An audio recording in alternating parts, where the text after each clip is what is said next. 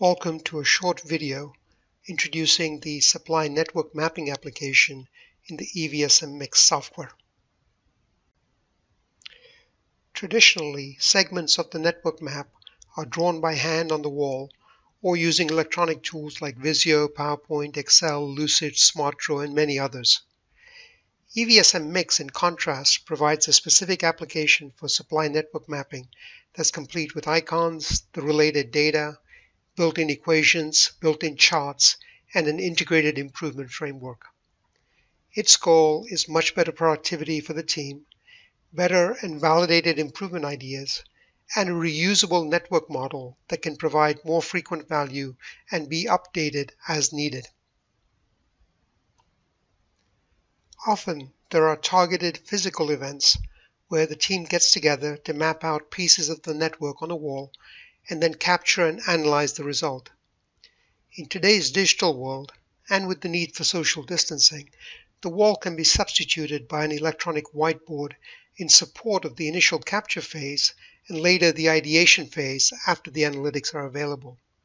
We have a related blog that speaks to this remote collaboration topic at evsm.com/remote. A supply network map can be drawn with simple drag, drop, and arrow connection. There's no need in EVSM to create any icons or arrows, as the stencil provided has the right icons with the underlying data for the main facility types like supplier, warehouse, and plant, and also the transportation types like truck, train, ship, and air. Colors of the icons are predefined and correspond to colors in the associated lead time chart once the analytics are done. It's possible to overlay the network map on geographic images where it's helpful. Areas of the map can be exploited to more detail also with zoomed-in maps when needed. Network maps are typically drawn for product families, and if they are complex, they can be broken out into their segments for simultaneous work by different team members and then later combined. You can see the various segments that are possible. For example, this segment here could be broken out and could be worked on by one of the team members, and these set of segments could be worked on by another. Even where the network corresponds to a single product family, it may involve different routings depending on the end product destination. In the example, the product logistics are very different depending on demands at the US or European regional distribution centers. This variance makes calculation and even visualization of the network more complex, so EVSM Mix provides specific support for routing, parameter, and demand variations to create views that are easily understood while preserving a master model with the data. Once the network is sketched out, as shown on the bottom left, there is a hide show function in EVSM Mix, which exposes the related data values, as shown above the sketch, for both the nodes and the arrows. There's also a built-in scaling function to avoid any overlap issues between the data shapes. This avoids the grunt work of creating a map first for visual purposes and then having to recreate it in a spreadsheet or other software for data collection and analysis. Here you see the basic data variables for time, cost, and inventory. No need for debate on what variables to use or what they mean, as there is a variable glossary that can be placed directly on the map.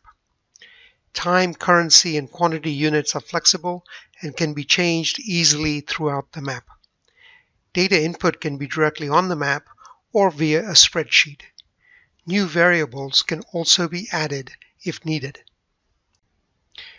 The map is useful even without any data for network visualization, but with the addition of some simple data, it's so much more powerful.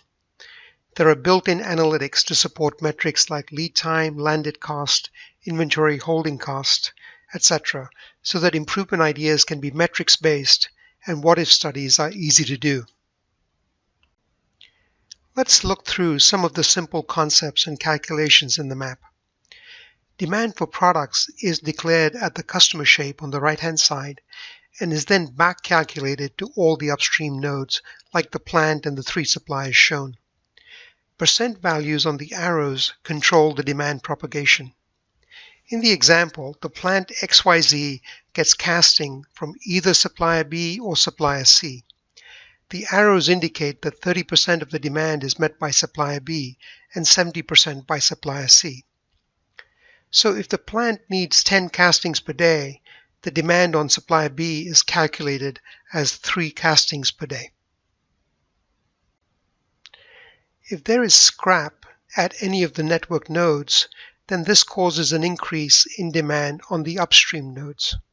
So in this example, the customer demand is 8, but because there is scrap of 20% at the plant, then the supplier's demand is 10 items per day.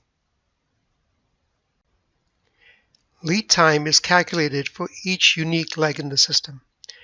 In the picture, there is a lead time of 9 days for the top leg and 25 days for the bottom leg. Lead time charts for each leg can be plotted to scale and are color-coded by the node colors.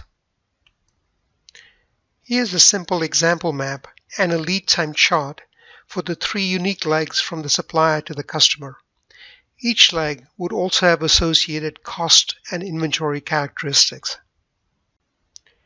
Let's look at how inventory quantity is specified from a cycle stock and safety stock perspective. In the example, if an item takes 2 days to go through a facility, then there is an implied minimum 2 days worth of cycle inventory there.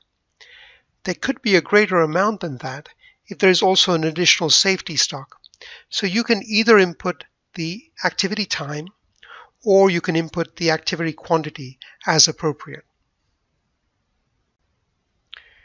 The value of inventory is tracked through the network from upstream to downstream, with each node, like a transport, adding to the value of 1 unit. Based on the inventory quantity and knowing its unit value, we can compute the annual holding cost of the inventory at each node. If the inventory is externally owned, however, by the supplier, for example, it can be so designated using the EOI variable.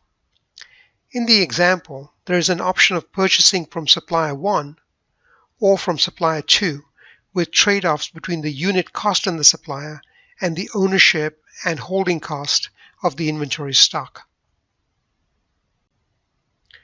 The costs at each node can be accumulated through the network to help understand impact on landed cost at any destination.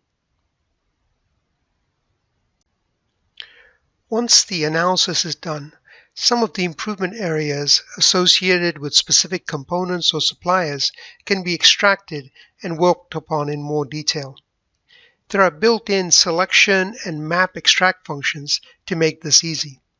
For a particular segment, you can even put the current state and future state on the same map to see clearly what will change and what will be its impact. Analytics are calculated for lead time, inventory, and cost, and the numbers can be visualized using gadgets. In this example, an area gadget is being used to visualize inventory at different points in the network. Other visuals and charts are available to help the team focus on the main issues and validate any improvement ideas. In summary, EVSM Mix Supply Network application is a big jump over basic diagramming tools. It makes drawing and data entry fast and leads to better improvement ideas via its analytics. It also creates a reusable mapping model.